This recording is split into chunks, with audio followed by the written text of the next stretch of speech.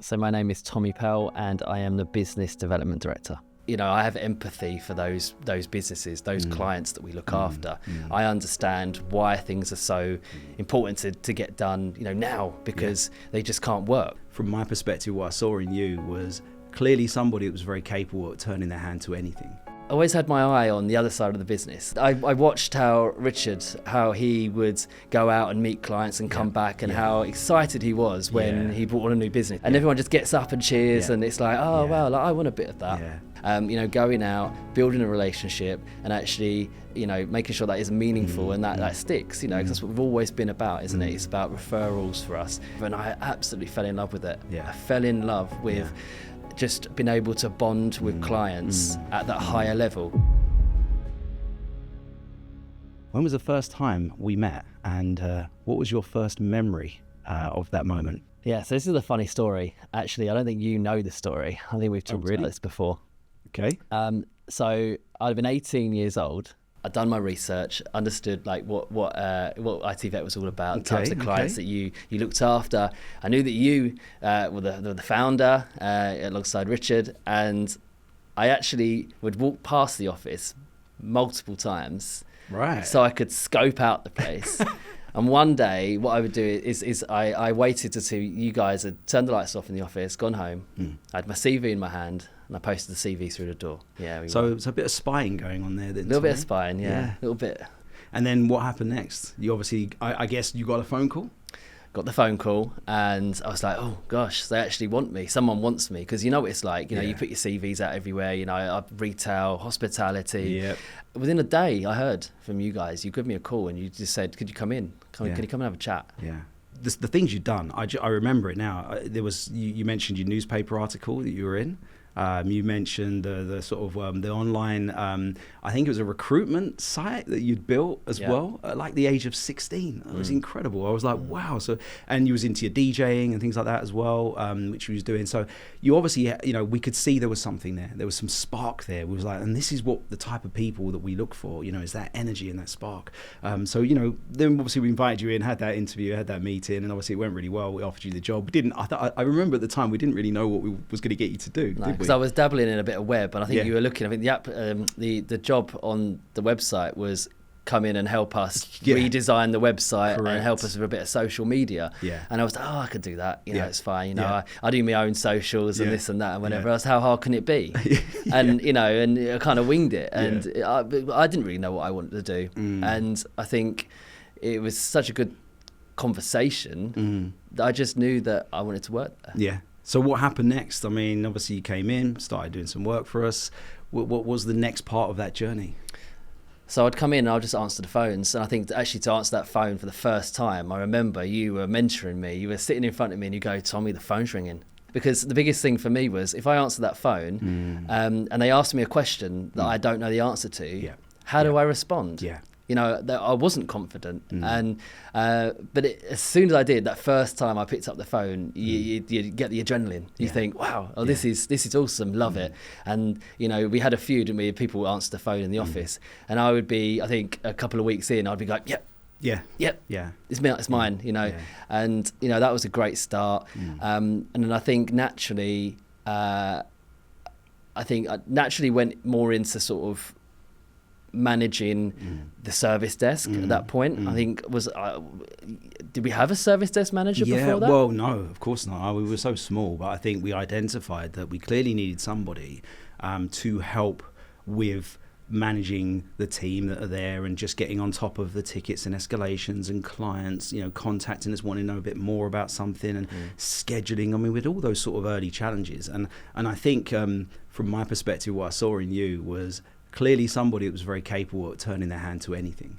You know, you'd shown that on your CV, and when you came in, we didn't know what we wanted you to do, but it was like, let's just get this guy in, because it was about your attitude for us. I just wanted to work. I know it sounds silly, and you know, at the age of 12, 13, Yeah. out, maybe even earlier, doing a paper round Yeah. and, putting my hand to a bit of DJing, doing my own party when I was 12. I didn't want my mum to get us a DJ. I said, I want to do it, sort of thing. So he got me the lights and the disco equipment and stuff. And I think it's really, like, So you're quite persuasive as well. Yeah, absolutely. I mean, I couldn't do what I'm doing now if I didn't have the powers of persuasion. No. Yeah. So so then what happened next then, I guess, in your journey in ITVET? So service desk management was an interesting time in my career. I loved it actually, and I picked up so many skills. And what was great at that point was I could, I have empathy for those businesses, those clients that we look after.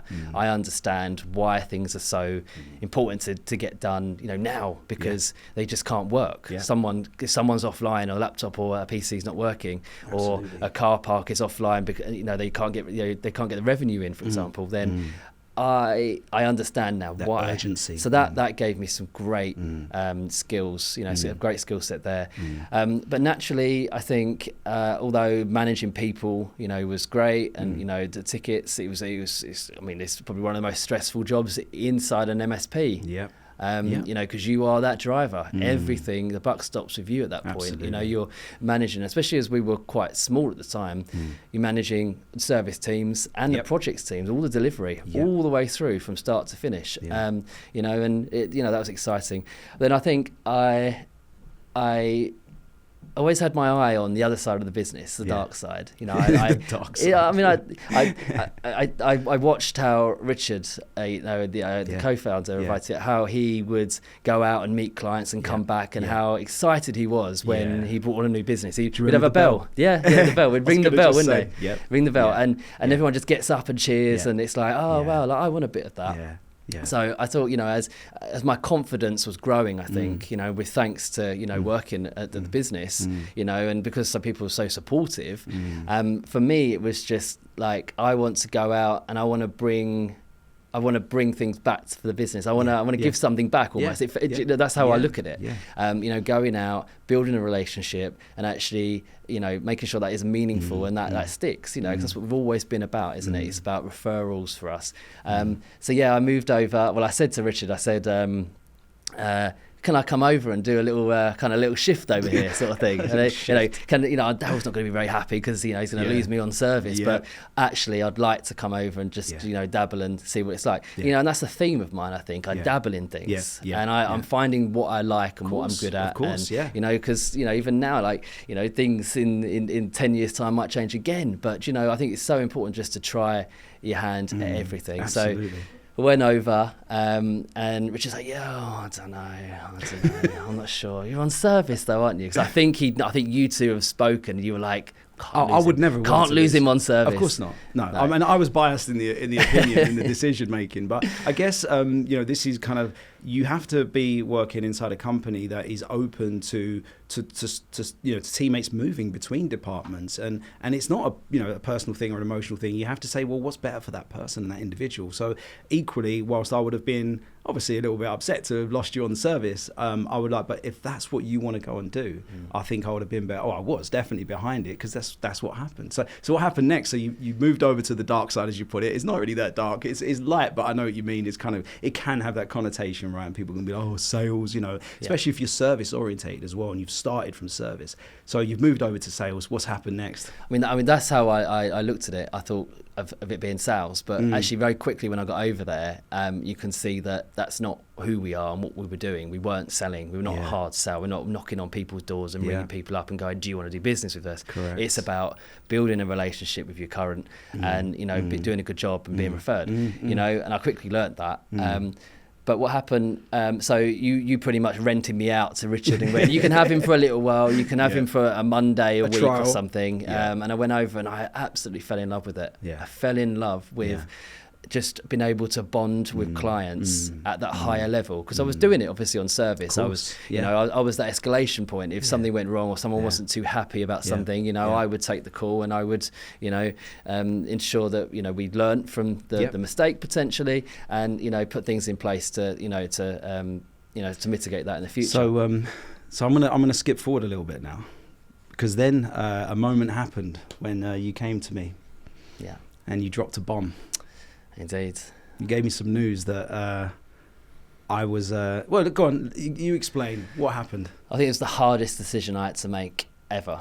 So to wind it all the way back, as a child, my mum would have like a little getting ready room downstairs. I was up in the attic. Dad had converted that. Yeah. And she'd have the radio on every single morning. And she'd have people like Chris Tarrant on the radio on Capital. Yeah. And I just I wanted to do it. I wanted to be on the radio. I wanted to. It sounded fun, right? It sounded what I wanted to do. And I guess you got a taste with your DJing as well. Like 16, music, having the ear for different tracks and and artists and things like that, and really and obviously following in the footsteps. I was researching. Very early days when Wikipedia first started. To see their career and what they'd done I thought I'm very similar. I can see myself there.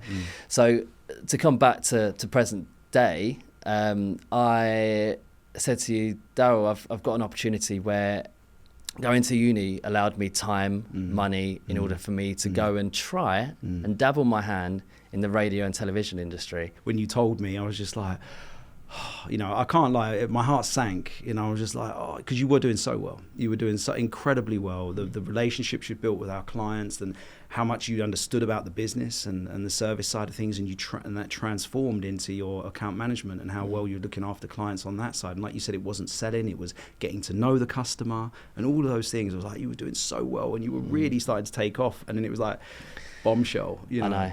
And it was like, it felt like that for me as well. Yeah. And I held it back as long as I could before, because obviously in the background I was applying and I was saying, I probably won't even get in. Yeah. It's not easy to get into university, especially when you're older, because I was 23 at the time. Yeah. And it's very difficult. I had to jump through a lot of hoops to actually join that course. Yeah. But when they gave me the green light, I was like, I think this is it. I need to go and do this. So I went to study radio, and within a month, I'd got a placement at BBC Radio London. Amazing. And I was in there. I was just making the tea. It very quickly went from working in radio to then also working in telly as well. Yeah. So working for Britain's Got Talent, X Factor, Big Brother. What an experience working for Big Brother. First dates as well, I believe. First dates. Yeah, I was out in Italy for a year. And it was great. And then I come back, finished, did a little TV stint, and then I come back and I was at the place where I'd always wanted to be, and I made it into Radio 1. And amazing. I was producing some of the biggest shows nationally across the country, and it was fantastic. Fantastic. So why are you a business development director for ITVET, Tommy? Why am I back? That's very good. It's a very, very good question. Not that I'm obviously saying that was a bad thing, because I think it was amazing when we actually got that phone call, or Richard, I think, reached out to you. Absolutely. And look, you guys reached out at the right moment. You said, if you ever want to come back, and this was probably 4 or 5 years after I'd left, it was just out of the blue. I think Richard messaged me and said, if you want to come back to the business, the door's always open. And it sparks, something in me, because, when you're in the industry, in that radio and telly industry, you're freelance. You don't really know what you're going to earn at the end of the month, and it's really difficult, to juggle. Someone very special come into my life at the time, and I was like, maybe, although I'm having the best time of my life, maybe I need to, think about me and the future. And I'm not just saying this, I genuinely, I've now been back 6 years, and it's probably been the best 6 years of my life now, being back at ITVET. Wow. I think for me, because I'd been away, and as if you wind it back again to the point where I first joined, and I wouldn't answer that phone because I was nervous, and obviously I'd grown at that time, and I'd grown in confidence. But going away and working on camera and working behind a microphone, and producing some of these greatest shows, it gives you so much confidence and lots of depth. I think I come back to the business with depth. And why has it been the best six years since I've been back? Because I know who I am now. And sometimes I go back to these stations and dabble at Christmas and do a bit of fun. Because what it's like when sometimes, if you're doing what you absolutely love as a job, it becomes laborious and you start to hate it. And actually to go back and do something now, it's not work, it's fine. But working at ITVET, it doesn't feel like a job for me. Oh, that's amazing. Genuinely, I wake up on a Monday morning and I want to go to work. I genuinely, I don't like the weekends because nothing's happening. I'm on my phone. Why is Teams not going? Are you someone that needs to be kept busy as well? I do. I genuinely, I like to be kept busy, and I just, you just get so much support with the business, you know, and it's been an incredible ride. Love that. That's amazing. Well, listen, Tommy, thank you so much. I mean, what a journey. I mean, we could sit here and talk about this probably forever, because there's just so much there, and it's such a sort of a rich journey that you've had as well, and you've been on. But it's incredible to get this little snippet. So thank you so much. Really appreciate it. And hopefully we'll catch you soon. That's great. Thanks, Darryl.